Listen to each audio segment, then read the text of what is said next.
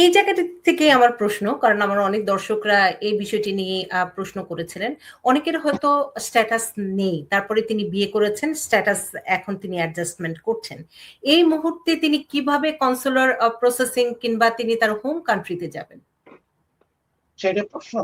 অবশ্যই এটা বলতে হবে। এখন ইমিডিয়েট এই মেমোর আগ পর্যন্ত ইমিডিয়েট রিলেটিভে আনলফুল প্রেজেন্ট যদি থাকে, ইলিগাল থাকলেও অ্যাডজাস্ট করা যেত। এখন বলছে তোমার তো স্ট্যাটাস নেই, 6 মাস বা 1 বছর 10 বছর আগে তোমার স্ট্যাটাস চলে গেছে, এখন তো তুমি আনলফুল স্ট্যাটাস, কেন কেন তোমাকে আমরা অ্যাপ্রুভ করবো, তাই না?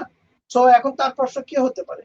ওয়েল, আমি আসছি 10 বছর আগে, এখন আমি আন্ডার ইমিডিয়েট রিলেটিভ ক্যাটাগরিতে। ইস ওয়েট আনলফুল প্রেজেন্টে ওয়েট হয় যদি আপনার ইউএস সিটিজেনকে কেউ বিয়ে করে, তো এটা আপনাকে মাফ করে, নাম্বার 1। সেকেন্ড হচ্ছে, এখন যদি আমি দেশে যাই, আমার 10 ইয়ার্স বার পড়বে। 10 ইয়ার্স বার মানে 3 to 10 ইয়ার্স। আপনি যদি 1 বছরের উপরে থাকেন, 10 ইয়ার্স আপনি আর আসতে পারবেন না। It's a negative factors. তো এখন পজিটিভ কি হচ্ছে, আমার জব এখানে, আই ওয়াজ রেজড হিয়ার, আমি এখানে ট্যাক্সেস পেমেন্ট করলাম, আমি ওয়াইফ আমার বিয়ে করলাম, সো আমার আমার country condition changed in Bangladesh. আমার কোনো ফ্যামিলি রিলেটিভস বাংলাদেশ নাই, all my family members in USA. This are factor, এইভাবে আনসার করতে হবে, পজিটিভ সাইডগুলো তুলে ধরতে হবে। এবং আপনি বলছিলেন কেস টু কেস প্রশ্ন এবং উত্তর অবশ্যই ডিফারেন্ট হয়। সে তো আমরা সবসময় বলি, যিনি যে বিষয়ে অভিজ্ঞ সার্টিফিকেটধারী তার কাছে যাবেন। কারণ আমরা অনেক সময় এমন মানুষের কাছে যাই, তিনি হয়তো জানেন ল সম্পর্কে, কিন্তু তিনি আপনার হয়ে কোর্টে গিয়ে দাঁড়াতে পারবেন না। এগুলো অনেক ফ্যাক্টর আছে। এই বিষয়গুলো কিন্তু এখন যেহেতু সেন্সিটিভ একটি সময় চলছে, এই বিষয়গুলো কিন্তু আপনারা মাথায় রাখবেন। এই বিষয় নিয়ে আর কোনো আপডেট আছে? না হলে আমরা পরবর্তী বিষয়ে যাবো, এবং অনেক দর্শক আমাদের প্রশ্ন করছেন, সে প্রশ্নগুলো কিছু নিব। না, এটা অনেকে বলছে আমার তো হবে না, আমি অ্যাপ্লাই না। আপনারা অবশ্যই অ্যাডজাস্টমেন্টের জন্য অ্যাপ্লাই করবেন, বাট করার আগে অবশ্যই আপনার এক্সপেরিয়েন্সড লয়ার বলেন, ফ্রেন্ড বলেন, যাদের কাছে আপনি সঠিক পরামর্শ পাবেন, তাদের সাথে অবশ্যই যোগাযোগ করবেন। এর মধ্যে আমরা এখন স্পেশাল একটু মেমোরেন্ডামও দিচ্ছি অ্যাপ্লাই করার সময়। পজিটিভ ফ্যাক্টর গুলো আমরা অ্যানালাইসিস করে আমরা তুলে ধরছি, কেন মাই client is eligible for adjustment of status এখানে, বাংলাদেশে না গিয়ে। সো এটা সেটা কি আপনার ল অফিস থেকে দিচ্ছেন? আমরা করছি, আমরা এটা হেল্প করছি ক্লায়েন্টদের, কেস বাই কেস বেসিস আমরা মেমোরেন্ডাম সাবমিট করছি। এবং দর্শক, আমরা প্রশ্নগুলো নিব। আমরা একটি দুটি প্রশ্ন নিই, তারপরে আবার আমরা বিষয়ভিত্তিক আলোচনায় আসতে চাই। একজন প্রশ্ন করেছেন, টেলিফোনে যদি বিয়ে হয় তখন কি বউর জন্য অ্যাপ্লাই করে নিয়ে আসা যায় কিনা? টেলিফোনে বিয়ের বিষয়টি তিনি আসলে জানতে চেয়েছেন। ধন্যবাদ।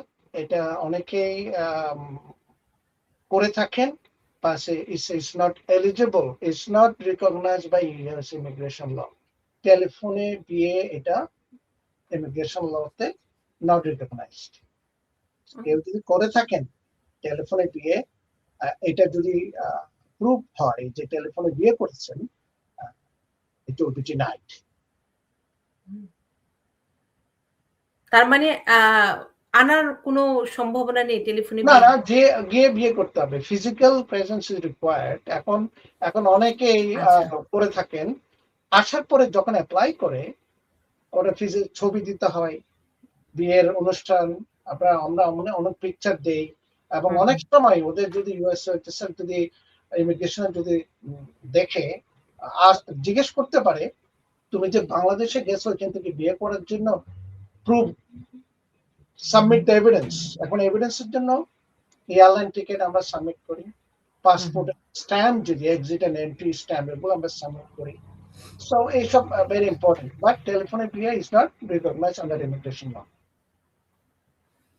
আমাদের আরেকজন প্রশ্ন করেছেন, তিনি গ্রিক পাসপোর্ট হোল্ডার, আমেরিকায় কিভাবে সেটেল হতে পারেন এবং আপনার সাথে কিভাবে যোগাযোগ করতে পারবেন?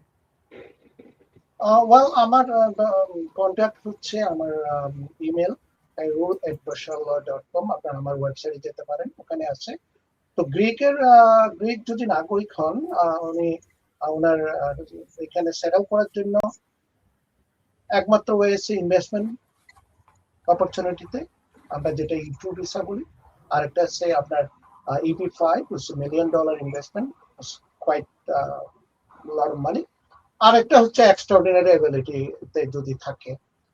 আর থার্ড হবে আপনার EB-3 আনস্কিল ক্যাটাগরিতে যদি থাকে। এইসব ক্যাটাগরিতে উনি যদি কোন ক্যাটাগরিতে কোয়ালিফাইড হন সেই বিষয়ে উনি চেষ্টা করতে পারেন। তাহমিনা প্রশ্ন করেছেন, ফ্যামিলি ভিসার জন্য 2 বছরেরও বেশি হয়েছে তিনি অ্যাপ্লাই করেছেন, এবং আমার হাজবেন্ড গ্রিন কার্ড কত দিন লাগতে পারে?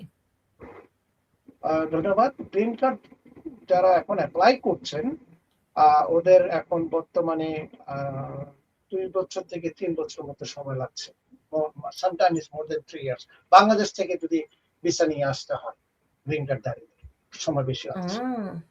তার 2 বছরও হয়েছে, তার মানে আরো কিছু সময় ওয়েট করতে হবে। আর পাসপোর্টধারী কতদিন সময় লাগছে বাংলাদেশ? হ্যাঁ, পাসপোর্টে এখন অ্যাপ্রুভালই লাগছে আমাদের 14 to 15 মান্থস। অ্যাপ্রুভাল হওয়ার পরে কনসুলার প্রসেস করতে আরো 1 বছর লাগছে বর্তমানে। প্লাস এখন তো পজের কারণে